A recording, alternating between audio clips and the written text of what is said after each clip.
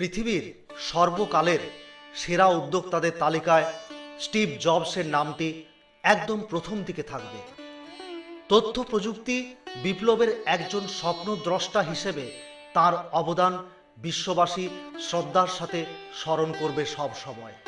আর একটি কারণে অমর হয়ে থাকবেন তিনি চিরদিন, সেটি একটি অসামান্য বক্তৃতার জন্য। 2005 সালে স্ট্যানফোর্ড বিশ্ববিদ্যালয়ের সমাবর্তন অনুষ্ঠানে এ বক্তৃতা দেন তিনি। পৃথিবী জুড়ে লাখো মানুষের হৃদয় ছুঁয়ে যাওয়া এ বক্তৃতাটি আজ তোমাদের জন্য। আজ তোমাদের সামনে হাজির হতে পেরে বড় গৌরব হচ্ছে আমার। পৃথিবীর সবচেয়ে চমৎকার বিশ্ববিদ্যালয়গুলোর একটির ছাত্র তোমরা। মজার ব্যাপার হলো, আমি নিজে কখনো কলেজের পাটও চুকোতে পারিনি।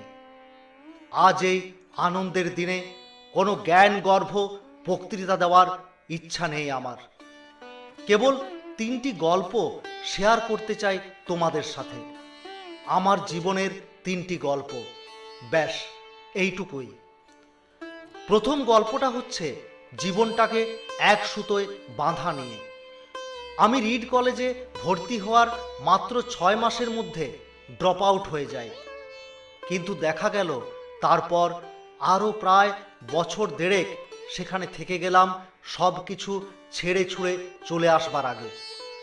প্রশ্ন হচ্ছে, এত সাধের একটা কলেজ থেকে কেন ড্রপ আউট হলাম আমি? এই গল্পের শুরু আসলে আমার জন্মেরও আগে। আমার মা ছিলেন কলেজ পড়ুয়া কম বয়সী একটি মেয়ে। আমাকে লালন পালন করার মতো অবস্থা তার ছিল না। তিনি ঠিক করলেন আমাকে কারো কাছে দত্তক দিয়ে দেবেন। মায়ের খুব ইচ্ছা ছিল আমার দত্তক পরিবার হবে উচ্চশিক্ষিত, নিদেনপক্ষে কলেজ গ্রাজুয়েট। সেভাবেই সব ঠিকঠাক।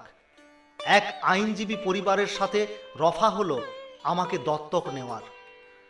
সমস্যা বাঁধল ঠিক আমার জন্মের সময়। শেষ মুহূর্তে সেই দম্পতি ভেবে দেখলেন তারা আসলে একটা কন্যা শিশু চান। তখন ওয়েটিং লিস্ট থেকে ফোন গেল আরেক দম্পতির কাছে, আমাদের কাছে একটি ছেলে শিশু এসেছে, আপনারা কি তাকে দত্তক নিতে আগ্রহী? তারা বললেন অবশ্যই। এভাবেই আমার নতুন বাবা মার কোলে চলে গেলাম আমি। কিন্তু আমার মা কিভাবে যেন খবর পেয়ে গেলেন এই নতুন বাবা মা কেউই আসলে কলেজের দোরগোড়া পেরোননি। মা তো রেগে কাঁই। অবশেষে তাকে বহু কষ্টে ঠান্ডা করা গেল এই শর্তে যে একদিন আমাকে অবশ্যই কলেজে পাঠানো হবে। আমার নতুন বাবা মা তাদের কথা রাখলেন। সেদিনের সেই ছোট্ট আমি 17 বছর পর সত্যি সত্যি কলেজে পা রাখলাম।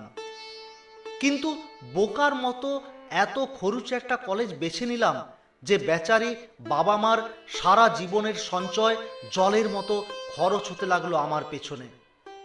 এভাবে 6 মাস চলার পর ভেবে দেখলাম ভুল, সবই ভুল। আমি যে আসলে জীবনে কি করতে চাই সেটাই ভেবে পাচ্ছি না।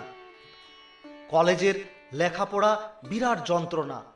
এই আপদ বয়ে বেড়ানোর কোনো মানে দেখলাম না। হুট করে সিদ্ধান্ত নিলাম ড্রপ আউট হয়ে যাই। ঠান্ডা মাথায় ভাবতে গেলে নিজেকে বেকুব মনে হওয়ার কথা। কিন্তু আমার কেন যেন অনুভব হলো একদম ঠিক কাজ করেছি। মন যদি নাই টেকে কেন তবে ঝুলে থেকে খামোকা নিজেকে কষ্ট দেওয়া?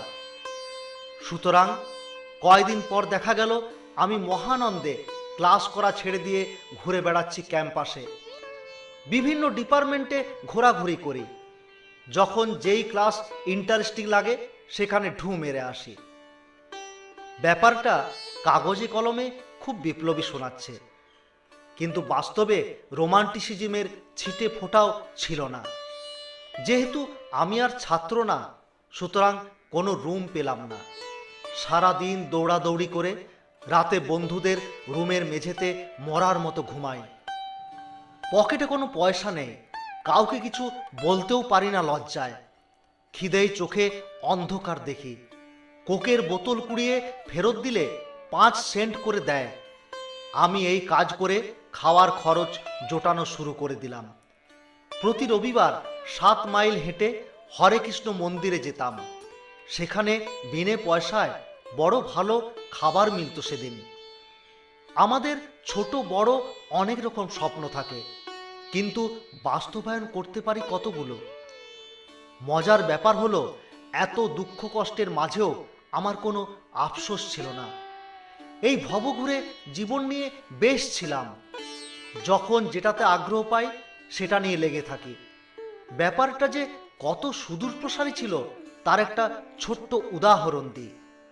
কলেজে হঠাৎ একবার ক্যালিগ্রাফি কোর্স চালু হলো। ক্যাম্পাসের দেওয়ালে দেওয়ালে, পোস্টারে, ড্রয়ারের লেবেল পর্যন্ত অসম্ভব সুন্দর ক্যালিগ্রাফি দিয়ে সাজানো। আমি বড় মুগ্ধ হলাম দেখে। যেহেতু কোনো কাজ নেই, ভর্তি হলাম ক্যালিগ্রাফি কোর্সে। সারাদিন এটা নিয়েই পড়ে থাকি। টাইপোগ্রাফির যত খুঁটিনাটি, বিভিন্ন রকম ফন্ট, কালির ব্যবহার, আরও কত কি শিখলাম। আমি বিজ্ঞানের মানুষ। শিল্পের এই প্রগাঢ় সৌন্দর্যের জগৎ আমাকে বিমোহিত করল। শিল্পের প্রতি আমার জন্ম নিল গভীর আবেগ। এই তুচ্ছ ক্যালিগ্রাফি কোর্স আমার জীবনে কোনো কাজে লাগার কথা না, যদি না আমি পোস্টারে লেখালেখির কাজ করে জীবন চালানোর কথা ভাবি। কিন্তু বছর 10 পর একটা দারুণ ব্যাপার ঘটল। আমরা যখন প্রথম ম্যাক কম্পিউটার ডিজাইন করছিলাম, তখন আমার মনে ভিড় করল সেই কলেজ জীবনে ক্লাস বাদ দিয়ে শেখা ক্যালিগ্রাফি কোর্সের কথা। দেখা গেল এতদিন পরেও কিছুই ভুলিনি, সব ঠিকঠাক মনে আছে। আমরা পরম মমতায় ম্যাক কম্পিউটারকে সাজালাম অসম্ভব সুন্দর সব টাইপোগ্রাফি দিয়ে। একবার ভেবে দেখো তো, আমি যদি সেদিন ড্রপ আউট হয়ে এই ক্যালিগ্রাফি না শিখতাম, তাহলে ম্যাক কম্পিউটারে আগের খটোমটো ডিজাইনই থেকে যেত। আর উইন্ডোজও যেহেতু আমাদের ডিজাইন চোখ বুজে মেরে দিয়েছে, সুতরাং বলাই যায় সেদিনের সেই পাগলামিটা না করলে আজ পৃথিবীর কোথাও কম্পিউটারে এমন মন জুড়ানো টাইপোগ্রাফি হয়তো থাকতো না। আমি যখন ক্যালিগ্রাফি শিখলাম, তখন কি আদৌ জানতাম আমার এই জ্ঞান একদিন পৃথিবী বদলে দেবে? এটাই হচ্ছে জীবনের আনন্দ।